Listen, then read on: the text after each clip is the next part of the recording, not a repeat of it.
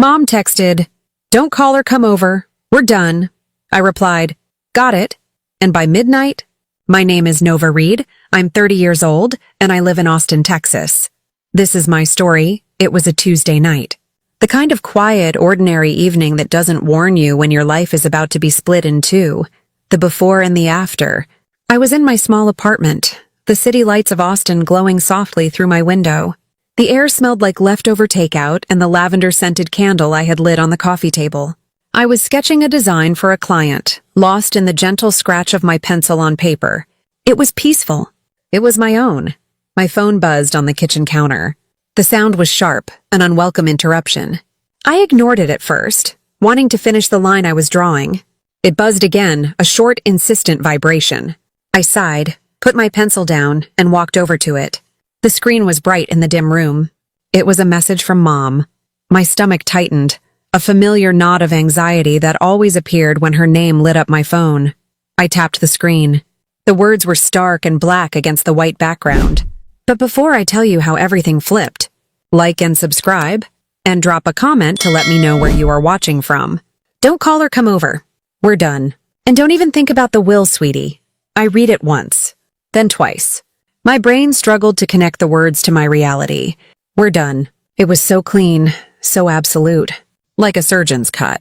There had been no big fight, no screaming match, no final dramatic argument. The last time we spoke 2 weeks ago had been tense. But this was an execution. There was no room for questions, no space for an appeal. It was a verdict. The last word, sweetie, was the cruelest part. It was a pat on the head while she was pushing me off a cliff. It was the little twist of the knife, meant to remind me of my place. The sweet, sensitive daughter who should know better than to cause trouble. For a moment, the world went silent. The hum of the refrigerator disappeared. The distant traffic outside my window faded away. It was just me and those words glowing in the dark. I felt my hands start to tremble. A faint tremor that threatened to become a full-blown shake. I took a deep, slow breath, tasting the dust in the air.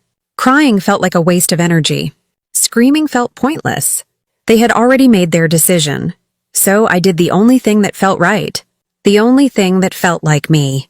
With a strange sense of calm, I typed back 2 words. Got it. My thumb hovered over the send button for a second before I pressed it firmly. The little blue bubble shot across the screen. A confirmation that the message was delivered. A confirmation that the connection was severed.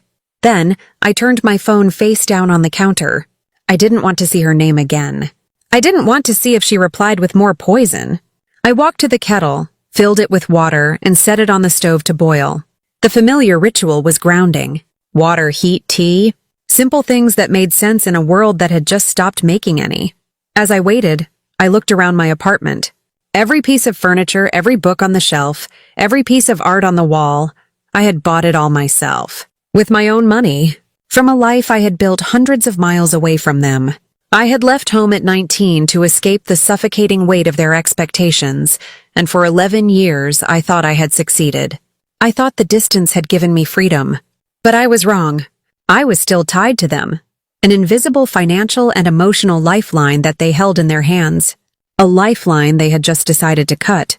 The kettle whistled.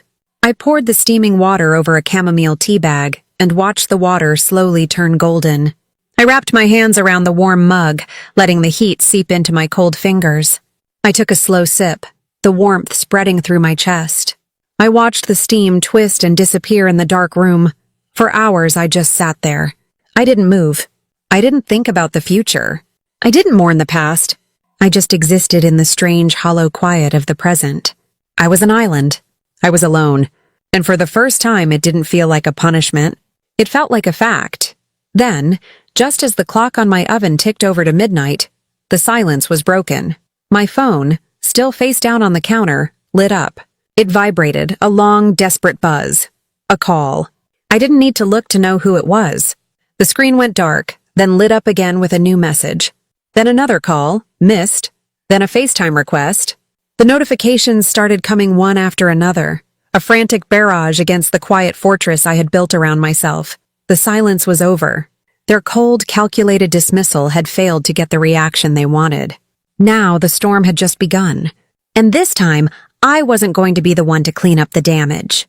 To anyone looking from the outside, the Reed family was a Texas postcard. We were the American dream, printed in glossy color and framed with a rustic wooden border. My father, Richard Reed, was the patriarch, a man who had built a small barbecue joint into a statewide chain called Reed's Real BBQ. He was larger than life, with a booming laugh that filled every room and a handshake that felt like a business deal. He loved telling the story of how he started with nothing but a secret family recipe and a whole lot of grit. He saw himself as a self-made king, and our family wasn't a family. It was his kingdom. My mother, Evelyn, was the queen. Her role was to make the kingdom look beautiful. She ran the company's social media accounts, but her real job was curating our family's image. Her Instagram feed was a masterpiece of deception. There were photos of us at family dinners, smiling over a perfectly smoked brisket, with captions full of hashtags.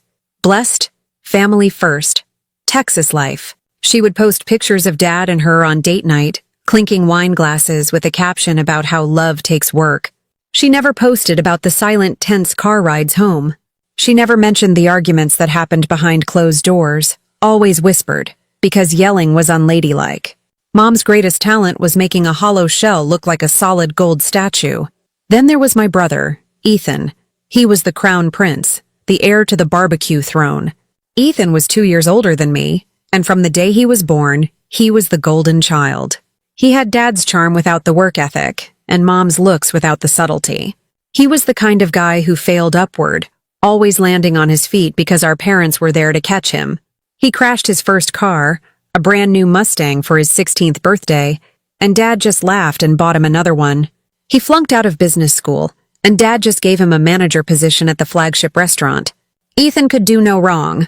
His mistakes were just learning experiences. My mistakes, however, were character flaws. And me? I was Nova, the spare heir, the creative one. That's the label they gave me when I showed more interest in art supplies than in accounting ledgers. It wasn't a compliment. It was a polite way of calling me impractical, of dismissing my passions as a hobby. When I announced at 18 that I had been accepted into a prestigious design school in Austin, they didn't celebrate. They looked confused, as if I had just told them I was moving to the moon. But what about the business? Dad had asked, his brow furrowed. Who's going to help your brother run things? Ethan doesn't need my help, I'd said. And I don't want to run a restaurant.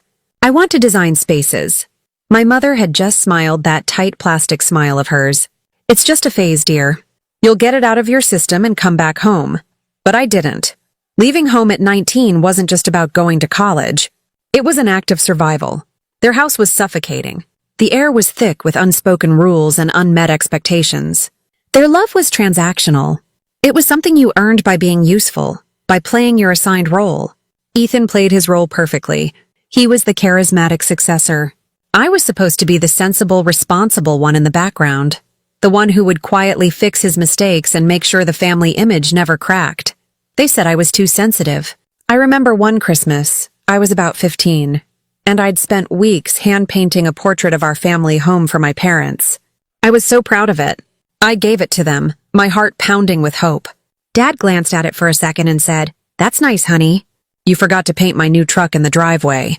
Then he turned his attention to Ethan, who had gotten him a ridiculously expensive set of golf clubs. My mother hung my painting in the hallway leading to the laundry room. A week later, I saw it had been replaced by a framed magazine article about Dad's restaurants. They said I was too idealistic. What they really meant was that I was too hard to control. I saw the world in terms of feelings and principles. They saw it in terms of profit and loss.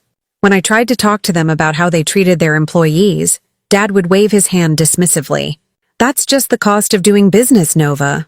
When I pointed out that Ethan was taking money from the cash registers, Mom would tell me I needed to be more supportive of my brother.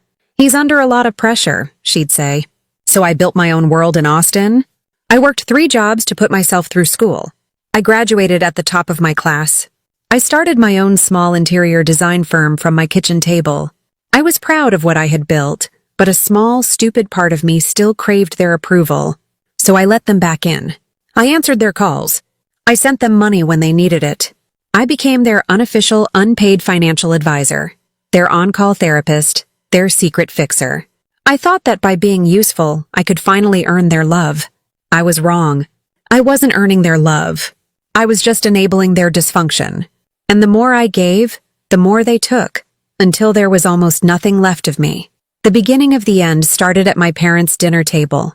The table itself was a perfect metaphor for our family. A massive, polished slab of dark oak that looked impressive but was cold and hard to the touch. It was set with Mom's best china, the kind that was only used for holidays or, in this case, a family business meeting. That was Dad's term for it. It meant there was a problem, and the problem was always Ethan.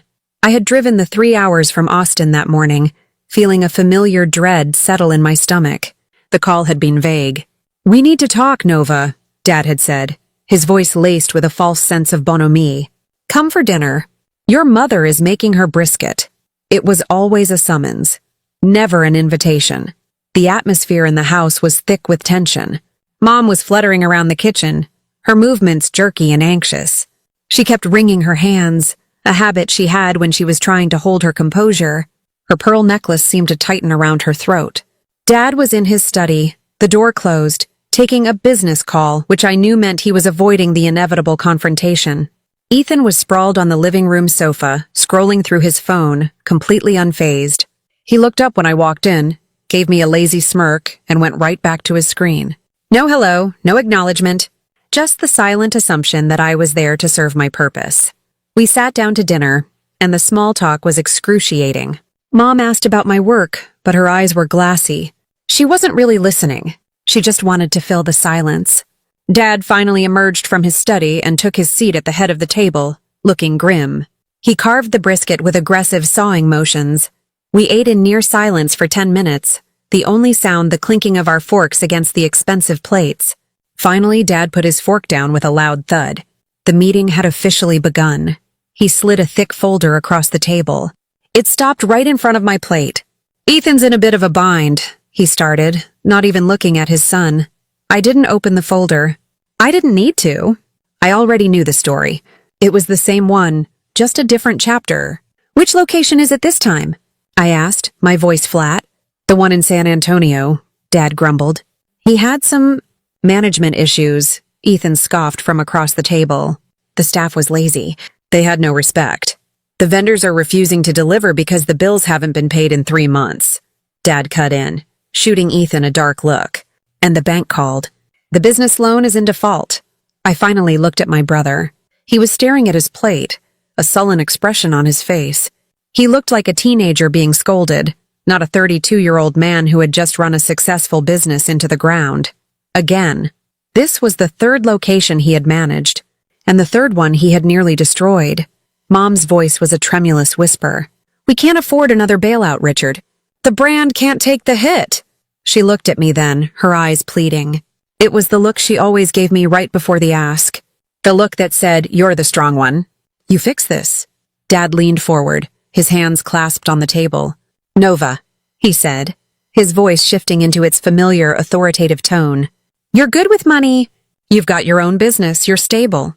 We need you to cover the loan." I blinked. "Cover it? Dad, that's over $100,000. "It's an investment in the family," he countered smoothly. "Just this once. To get him back on his feet. Family helps family." The words hung in the air, heavy and false. Family helps family. My mind flashed through a rapid-fire slideshow of all the other times family helped. Family? There was the $10,000 for Mom's experimental treatments that turned out to be a spa retreat in Arizona. There was the constant paying off of Ethan's credit card debt from his lavish weekends. There was the $50,000 I'd loaned Dad for a new line of commercial smokers, a loan he conveniently referred to as my contribution to the legacy. I had been paying and paying, patching the holes in their sinking ship, hoping that one day they would see me. Not just my bank account. I took a slow breath, feeling a strange calm settle over me. The dread was gone. The anxiety was gone. In its place was a cold, hard clarity. I looked from my father's expectant face, to my mother's nervous expression, to my brother's entitled pout. They weren't asking for my help. They were demanding a payment for a service I had provided my entire life, the service of being their safety net. "No," I said. The word was quiet, but it landed in the center of the table like a grenade. The silence that followed wasn't just shock. It was profound, fundamental disbelief. It was the sound of their entire world tilting on its axis. The fixer had refused to fix. Mom's carefully constructed smile finally cracked. Nova, what do you mean, no? This is your brother. This is the family business. It's Dad's business and it's Ethan's debt, I said, my voice steady. You'd let your brother fail? She asked, her voice rising with a note of hysteria. I finally met Ethan's gaze across the table. He was glaring at me, his eyes filled with a hatred that was shocking in its intensity. No, I said, speaking directly to him. I'd let him learn. That was it. That was the moment something shattered.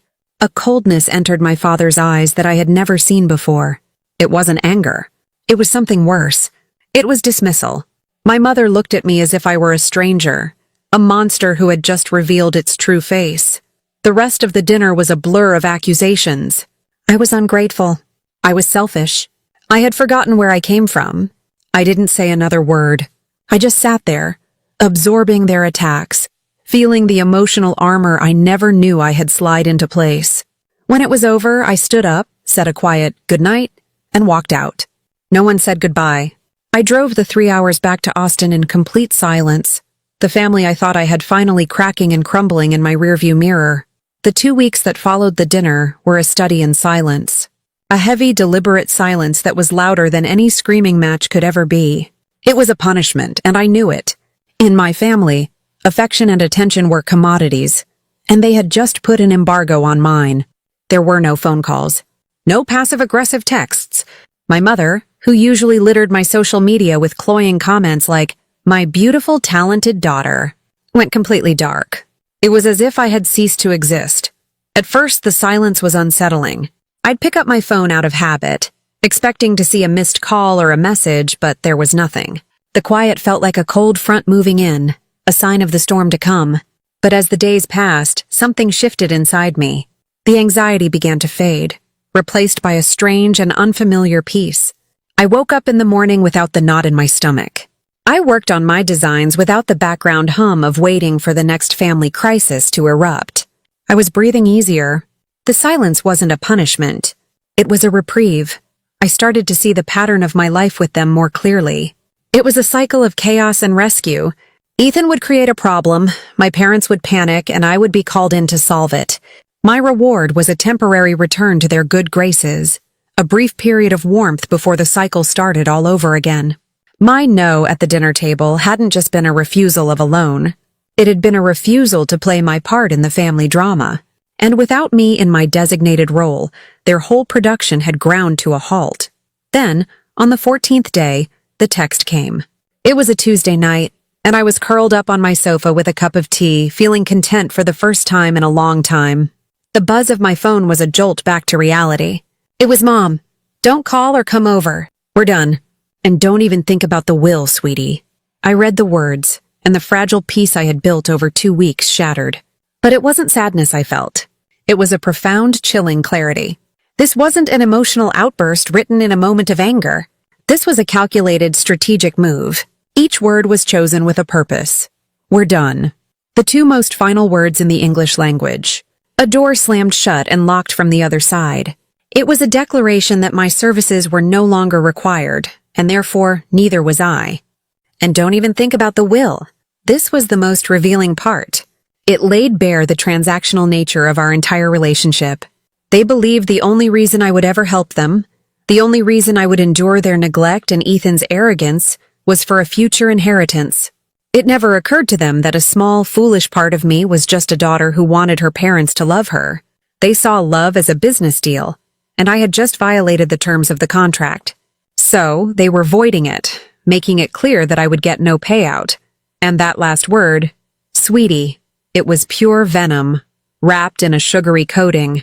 It was designed to diminish me, to put me back in my place as the silly emotional child. It was the verbal equivalent of a pat on the head to a dog that had just been kicked. I thought of all the years I had spent trying to be enough for them.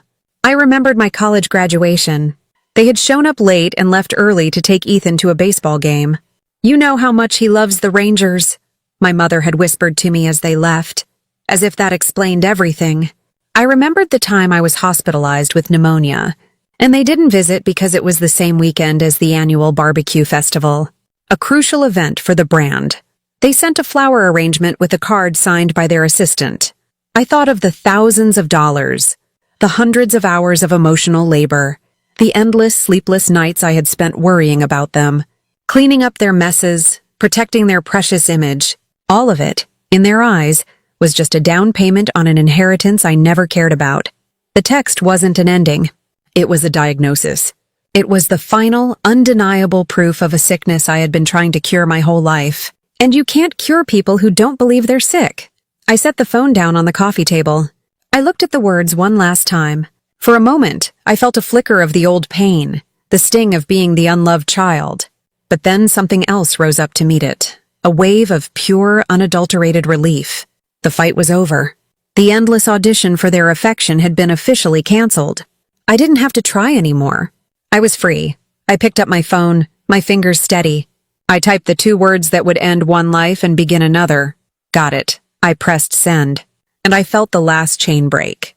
The moment I sent my reply, a strange quiet descended, the kind you find in the eye of a hurricane. I knew the storm wasn't over, but for a brief, beautiful moment there was calm. I had acknowledged their terms. I had accepted their decision. In their minds, the transaction was complete. I was officially disowned, and they probably assumed I would now collapse into a puddle of tears, begging for forgiveness. They had always mistaken my kindness for weakness. I went about my evening. I finished my tea. I washed the mug and placed it carefully in the drying rack. I tidied up my living room, folding the blanket on the sofa and arranging the pillows. Each small, normal action was an act of defiance. My world had not ended. My life was not over.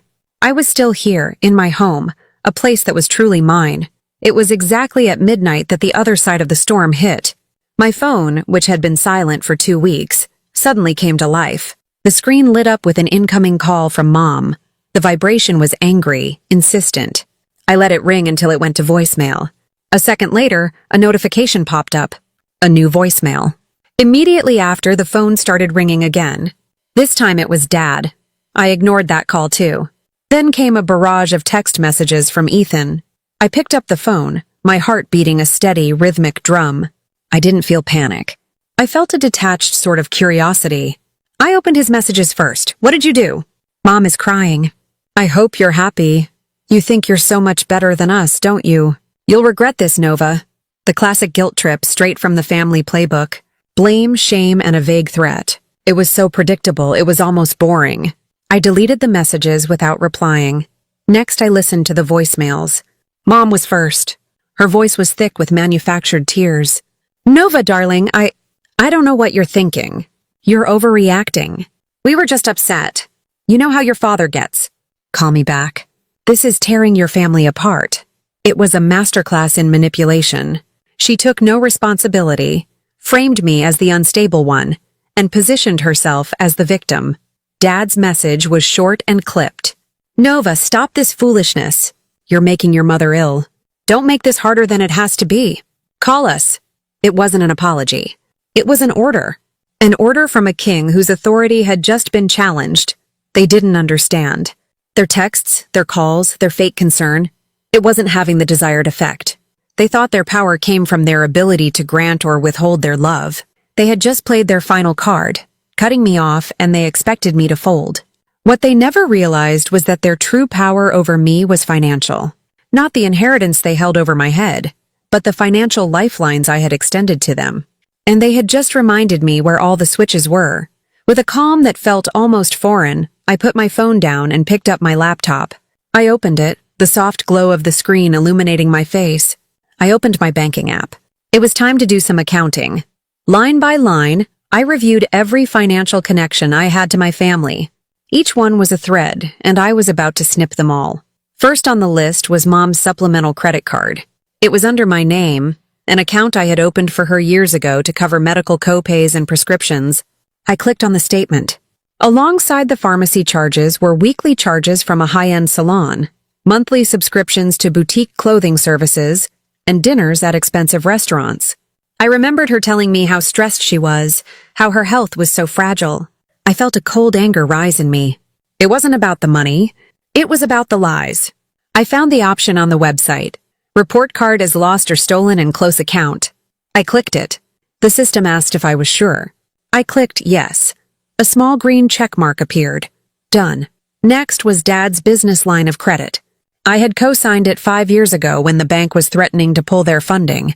My excellent credit score was the only reason they had secured the loan.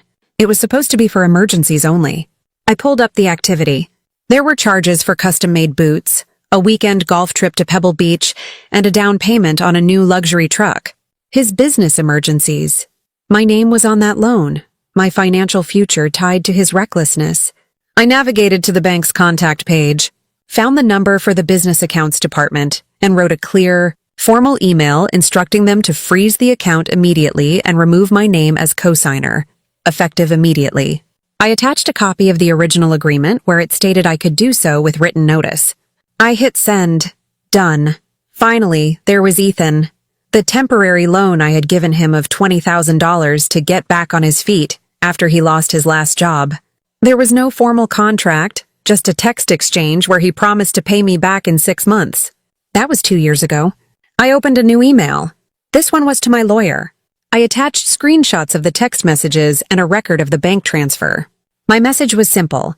Please begin proceedings to formally collect on this personal loan. Done. By 1 a.m., it was all finished. Their lifeline to my bank account, the one they had taken for granted for over a decade, had gone dead. I had not been loud. I had not been emotional. I had been quiet, methodical, and efficient. I had responded to their emotional warfare with cold, hard logistics. I closed my laptop and looked at my phone. It was still flashing with notifications. They were trying to break down a door that was no longer there. For years, I had been the family's emergency contact. Now, for the first time when they dialed my number, all they would get was a deadline. And the silence that followed felt like power. The next morning, the sun rose with an infuriating cheerfulness, casting long, golden stripes across my apartment floor. It was a beautiful day, completely indifferent to the fact that my world had been detonated. My phone had buzzed itself into a low battery coma overnight. I plugged it in, and as it powered back on, the screen erupted in a chaotic cascade of notifications. It was a digital assault. 37 missed calls, 94 text messages, a dozen voicemails. They had spent the entire night trying to claw their way back into my life. I made coffee, the familiar gurgle of the machine a small anchor in the storm. I promised myself I wouldn't reply. I would read, I would listen, and I would bear witness to their panic, but I would not engage. For years, their chaos had been my responsibility. My role was to absorb their anxiety, to soothe their tempers, to find a solution. Now, for the first time, I was just an observer. I was watching their carefully constructed world begin to tremble, and the ground was shaking because I, the silent foundation, had just stepped away. I started with the texts. They were a perfect timeline of their escalating panic. Mom's first messages from the early hours were confused, almost innocent. Nova, my card was declined at the grocery store. It was so embarrassing. Can you check on it? An hour later, the tone shifted. Why aren't you answering? This isn't funny. By 3 a.m., it was pure weaponized hysteria. You're doing this to hurt me. I can feel my blood pressure rising. After everything I've done for you, sacrificing for you, this is how you repay me? By giving your mother a heart attack? Dad's texts were a different flavor of toxic. His started with command. Call me now. When that didn't work, he moved to threats. I just got a notification from the bank about the business credit line. What did you do, Nova? You have no idea what you're messing with. This is my legacy. The final messages sent just before dawn were laced with a bitter, wounded pride. Your grandfather would be so ashamed of you. You're selfish. You've always been selfish. You think your little design business makes you better than us, but you're nothing without this family. Ethan's were the most predictable. They were a stream of pure, unfiltered rage and entitlement. My lawyer just called me. A lawyer? Are you insane? You can't sue me. We're family. He followed that with a string of insults, calling me a jealous, bitter spinster who was angry that he was the one chosen to carry on the family name. You were always jealous of me. You couldn't stand that Dad trusted me with the business and not you. This is all just payback because you're a failure. It was all there. A textbook portrait of their dysfunction. My mother's martyrdom. My father's tyranny. My brother's narcissism. They weren't angry because they missed me. They were angry because the ATM was broken. They were terrified because the fixer had walked off the job, taking her tools with her. I listened to one of Dad's voicemails. His voice was a low growl, an imitation of calm that barely concealed the fury beneath. "Nova, you have until noon today to reverse what you've done," he said, as if dictating terms to a disobedient employee. "You will call the bank. You will unfreeze the accounts, and you will cancel this ridiculous lawsuit against your brother. Then we can talk about how you're going to make this up to us. This is your only chance to fix this. Fix this." That was always my job. I remembered the time, years ago, when Ethan had racked up a $5,000 gambling debt.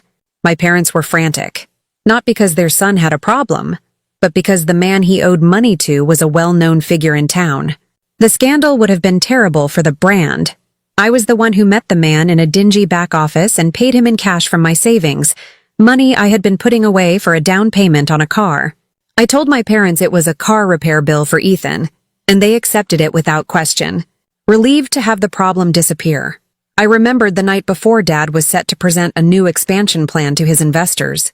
He came to me in a panic, the proposal a complete mess of bad numbers and unrealistic projections.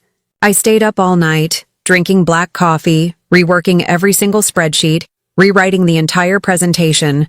He presented my work as his own and took all the credit when the investors loved it. My contribution was never mentioned. I was the family's ghostwriter, its secret accountant, its invisible crisis manager. I was the glue, as transparent and as strong as it needed to be, holding all the broken pieces together so they could look whole. Now, they were seeing what happened when the glue was gone. They were just a pile of broken pieces. I went to my studio that day. It was my sanctuary. A bright, airy space filled with fabric swatches, paint samples, and blueprints. This was the world I had built for myself, a world of creation and order, a stark contrast to the destruction and chaos I came from. I tried to work, to lose myself in the plans for a new boutique hotel I was designing, but my phone was a constant, buzzing distraction on the corner of my desk. It was a beacon of their panic. Around 11 a.m., I received a new text from a number I didn't recognize. "Nova, this is your Aunt Carol. Your mother called me. She is an absolute wreck. Please, whatever is going on, just call her. She's your mother." They had started deploying their flying monkeys, pulling others into their drama to apply pressure. I felt a pang of the old guilt, the familiar urge to smooth things over, to make the bad feelings go away. But then I looked at the blueprints on my desk. I looked at the name I had chosen for my firm. Nova Studio. My name. My work, my life. I had spent years making myself smaller to fit into their world. I had dimmed my own light so I wouldn't outshine the golden child. I had silenced my own needs to listen to their endless demands. No more. With a steady hand, I picked up the phone. I didn't call them back. I powered it off completely. The screen went black, and the studio was suddenly, blessedly silent. The chaos was still out there, raging away, but for once it couldn't get to me. It wasn't my responsibility anymore. For the first time in my life, I was letting them face the consequences of their own actions. And the silence wasn't empty. It was full of peace. 3 days of silence passed. 3 days of my phone being turned off. It was a detox, a deliberate unplugging from their toxic energy source. I felt lighter, more focused. My work was better, my sleep was deeper. On the 4th day, I turned my phone back on. The predictable flood of notifications came, but they were different now. The frantic anger had been replaced by a cold, strategic silence. Then, a single text from Dad came through. "Cafe Bellini? Tomorrow. 10 a.m. Be there." It wasn't a request. It was a summons. The king was calling a meeting of his broken court. My first instinct was to ignore it, to refuse to be drawn back in. But then I reconsidered. This wasn't about them anymore. This was about me. I needed to face them one last time. Not to fight, not to argue, but to state my truth and close this chapter on my own terms.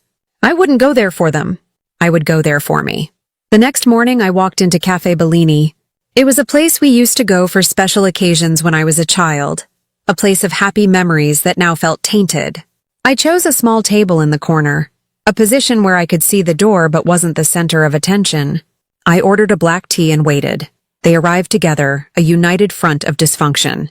Dad walked in first, His shoulders squared, his jaw set so tight I could see the muscles twitching. He was wearing his important businessman suit, a piece of armor for the battle he intended to win. Mom was behind him, hidden behind a pair of oversized black sunglasses, even though the cafe was dimly lit. She clutched her purse to her chest like a shield. And then came Ethan, trailing behind them, his face a mask of bored arrogance. He was already scrolling on his phone as if this whole affair was a massive inconvenience. They sat down without a word. Mom placed her purse on the table with a soft thud. Dad stared at me, his eyes cold and assessing. Ethan didn't even look up from his phone. The silence stretched, thick and uncomfortable. They were waiting for me to break, to apologize, to start begging. I didn't. I just took a slow, deliberate sip of my tea. Finally, Dad spoke. His voice was low and controlled. "We need you back," he said. It wasn't a plea. It was a statement of fact. The vendors for the San Antonio location are pulling their contracts. The bank has put a freeze on all our assets pending a review. A review you triggered, Nova. You can't just walk away from your responsibilities. I met his gaze. The fear I always felt when he used that tone was gone. I didn't walk away, I said, my voice quiet but firm. You pushed me. You sent me a text that said, "We're done." Mom flinched, a barely perceptible movement behind her sunglasses. She finally spoke, her voice trembling with practiced fragility. "We said things we didn't mean. We were hurt. You know how your father gets when he's worried about the business." She reached a hand across the table, her fingers barely brushing my arm before I subtly pulled away. "We're your family, honey. Families fight, but we always find a way back to each other." It was a beautiful speech, one she had probably rehearsed. It was also a complete lie. "You texted, 'We're done,'" I repeated, my voice as steady as a rock. "You threatened me with the will. That wasn't a fight. That was a business decision. You were firing me from the family." Ethan finally looked up from his phone, a sneer twisting his lips. "Oh, give it a rest. Don't act like you're some innocent victim here. You loved being the martyr, holding all your help over our heads. You just want control. You've been waiting for a chance to stick it to us for years. The accusation was so wrong it was almost laughable.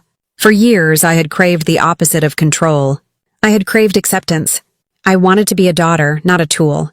I wanted to be a sister, not a safety net. I looked at my brother, at the man-child who had coasted through life on a wave of privilege I had helped pay for. A small, faint smile touched my lips. It wasn't a happy smile. It was a smile of pure, unadulterated clarity. "No, Ethan," I said softly. "I don't want control. I just stopped giving it all to you." The truth of that statement hung in the air, a silent bomb that dismantled their entire narrative. They stared at me, their expressions a mixture of shock and fury. They had come here expecting me to be broken, desperate to be let back into the fold. They had their script ready. They would scold me, then magnanimously forgive me, and then things would go back to normal, with me once again funding their lives. They were not prepared for this calm, centered person sitting across from them. They didn't know this Nova. To be fair, I was only just getting to know her myself. Dad recovered first, falling back on his default setting. Anger. "This is ridiculous," he boomed, causing a few people at nearby tables to look over. "You are going to fix this. You will call the bank, you will call your lawyer, and you will stop all of this nonsense today." "No," I said simply. "What do you mean, no?" He sputtered, his face turning a blotchy red. "I mean, no. The accounts will remain closed. The lawsuit will proceed. My name will be removed from your debts. I am done." For the first time, I saw a flicker of genuine fear in my father's eyes. He was losing. His power, his control, his intimidation, none of it was working. He was a king without a kingdom, a CEO whose main asset had just liquidated itself. The empire he was so proud of was a house of cards, and I had been the single card holding it all up. My father stared at me, his mouth opening and closing silently like a fish out of water. He was searching for a new threat, a new angle of attack, but his arsenal was empty. He had already fired his biggest weapon, disinheritance, and it had completely backfired. He had no leverage left. "You'll regret this, Nova," he finally managed to say, his voice a low growl. The threat was hollow, the words of a man who had already lost. I looked at him, at the father I had spent my entire life trying to please, and I felt a strange mix of pity and peace. Maybe, I said, my voice even. But at least my regret will be mine. Not yours. Not Mom's, not Ethan's, mine. That was the key. For 30 years, my life had been dictated by their needs, their dramas, their regrets. Every major decision I made was filtered through the lens of how it would affect them. The college I chose, the jobs I took, the money I saved. It was all tied to my role as the family's designated adult. Taking ownership of my own potential regret was the ultimate act of taking ownership of my own life. I stood up from the table. My legs felt strong and steady. I reached into my purse and pulled out a $20 bill, placing it on the table to cover my tea and then some. It was a small gesture, but it was symbolic. I was paying my own way. The transaction was complete. As I turned to leave, my mother's voice, now stripped of its theatrical tremor, whispered my name. Nova. I stopped but didn't turn around. We're your family, she said, her voice small and desperate.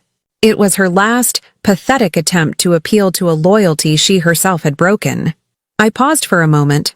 The sounds of the cafe, the clinking of cups, the low murmur of conversation, fading into the background. I took a breath and spoke over my shoulder. My words clear and precise, not spoken in anger, but as a simple statement of fact. Family doesn't write you off when you stop paying their bills. Then I walked out. I didn't look back. The cool morning air hit my face and it felt like the first breath of a new life. The sound of the cafe door closing behind me was the most freeing sound I had ever heard. It was the sound of a prison door clicking shut, with me on the outside. What they didn't know, what they couldn't possibly comprehend, was that their world was not my world. As I walked away from the cafe, I wasn't walking into a void of regret and loneliness as they imagined. I was walking back to a life that was already full, already successful, already mine. While they had been focused on the slow, rotting decay of their barbecue empire, I had been quietly building my own. My firm, Nova Studio, had started small, just me at my kitchen table with a laptop and a dream. But I had poured all the energy I once spent managing their crises into my work. I channeled all the creativity they had dismissed as a hobby into my designs. And it was working. 2 months before the fateful dinner, I had landed the biggest contract of my career, a multi-year deal to redesign the entire interior of a major boutique hotel chain based in Dallas. It was a massive undertaking, a project that would put my firm on the map. While they were arguing about Ethan's unpaid loans, I was presenting my design concepts to a boardroom full of executives. While they were drafting texts to disown me, I was signing contracts worth more than their entire failing business. I was signing checks with my name, Nova Reed, embossed in shimmering gold leaf. The irony was crushing. They had always called me the idealistic one, the sensitive one, as if I were a fragile bird incapable of surviving in the real world.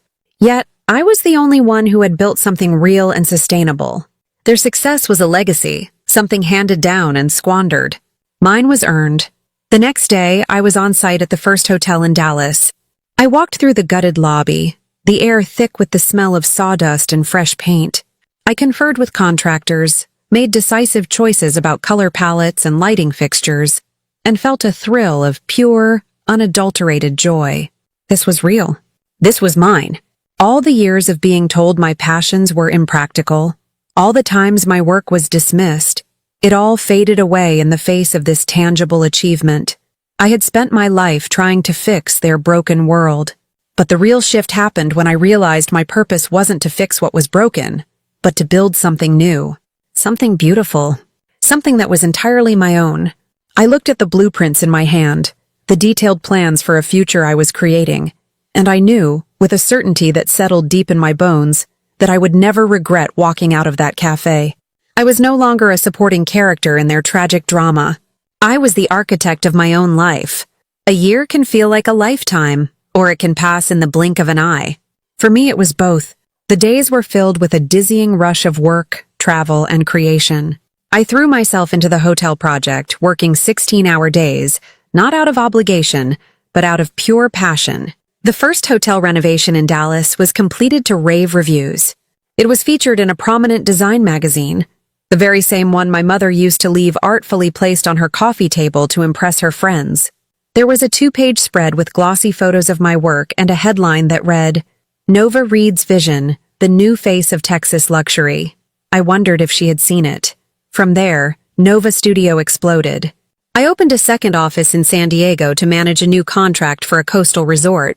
I hired a small, dedicated team of talented designers who shared my vision. My life was a whirlwind of site visits, client meetings, and fabric swatches. I was building something, not just a business, but a reputation, a life.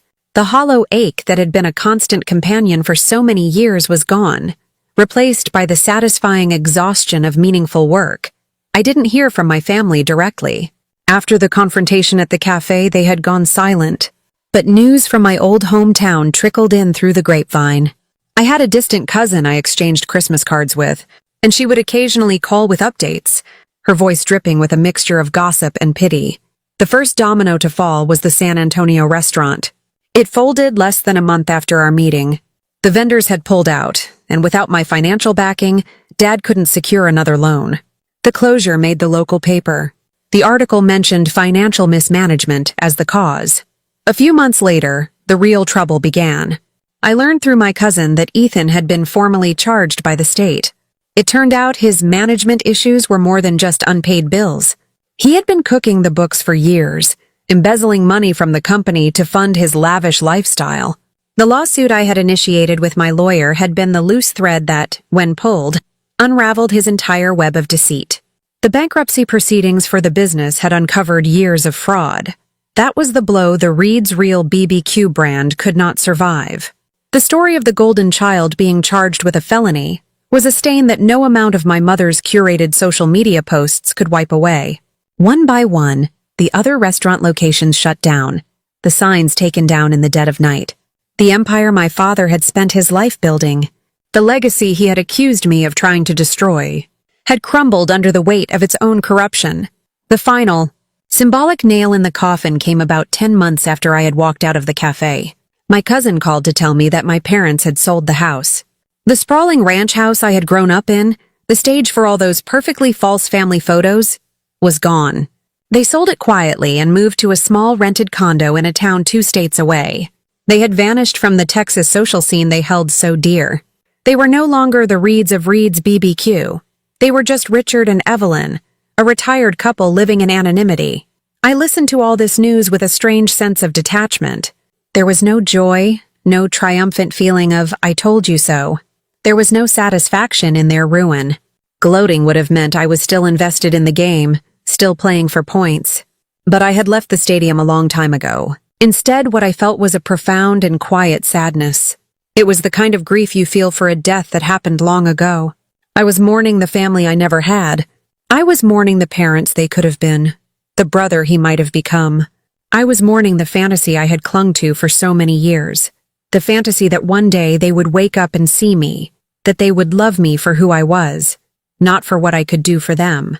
Their downfall wasn't a victory for me. It was just the final, ugly proof that the fantasy was truly dead. One evening, I was sitting in my newly finished office in San Diego, watching the sunset paint the sky in shades of orange and pink over the Pacific Ocean. I was flipping through the latest issue of the design magazine, the one with my project on the cover. I looked at the photos of the elegant lobbies and serene suites I had created, spaces designed to make people feel calm, welcome, and cared for. And I realized that's all I had ever wanted from my family. I hadn't destroyed them. They had destroyed themselves. Their greed, their entitlement, their refusal to take responsibility for their own lives, that was the poison that had rotted their kingdom from the inside out. I had just stopped being the antidote. I had just stopped drinking the poison with them. Watching them fall wasn't a celebration. It was simply a confirmation that I had made the right choice. I had chosen to save myself. Tonight, I am sitting in my apartment in Austin. It's a Tuesday, almost 2 years to the day since my old life ended and my new one began. The air is quiet. The city lights flicker outside my window like 1,000 tiny stars brought down to earth. I am brewing a cup of chamomile tea, the same kind I drank that night. The steam rises from the mug, twisting and disappearing in the dim light, but it doesn't feel like a ghost anymore. It just feels like steam. The apartment is different now. The walls are covered in art I've collected from my travels. The shelves are overflowing with books on architecture and design. The cheap furniture from my early, struggling days has been replaced with pieces I designed myself. This space is a reflection of me. It is calm. It is strong. It is peaceful. My phone buzzes on the counter. For a split second, a ghost of the old anxiety flickers in my chest. A reflex, but it's gone as quickly as it came. I walk over and look at the screen. An unknown number. The area code is from Tulsa, the city near the small town they moved to. It could be anyone. A wrong number? A sales call. Or it could be one of them, reaching out from the ruins of their lives, looking for a lifeline. The old Nova would have been paralyzed by that ringing. Her heart would be pounding, her mind racing with a toxic cocktail of hope and fear. She would have answered, unable to resist the pull of that broken connection. But I am not the old Nova. I watch the phone ring, the screen lighting up and going dark, a desperate, silent plea. I don't feel anger. I don't feel hatred. I don't even feel pity. I feel nothing but a quiet, gentle peace. A boundary. I let it ring until it stops, until it goes to voicemail. A voicemail I will never listen to. I pick up my warm mug of tea and walk back to the window, looking out at the glittering city that I now call home. And I finally understand. Peace doesn't come from getting an apology. It doesn't come from them finally understanding the pain they caused. It doesn't come from watching them fail. Peace isn't something they can give you or take away. It comes from freeing yourself. It comes from the moment you stop waiting for them to fix you and you start building your own life. I take a sip of my tea. The warmth spreads through me, a comforting presence in the quiet of the night. And I smile. A real smile. A smile that reaches my eyes. Into the quiet of my apartment. I whisper the two words that started it all, but this time, they mean something completely different. Got it. It's not a reply to them anymore. It's a promise to myself. I've got this. I've got my life. I finally, truly got it. If you've ever had to earn your own peace by walking away from a situation that was breaking you, hit that subscribe button and tell me in the comments how you finally knew it was time to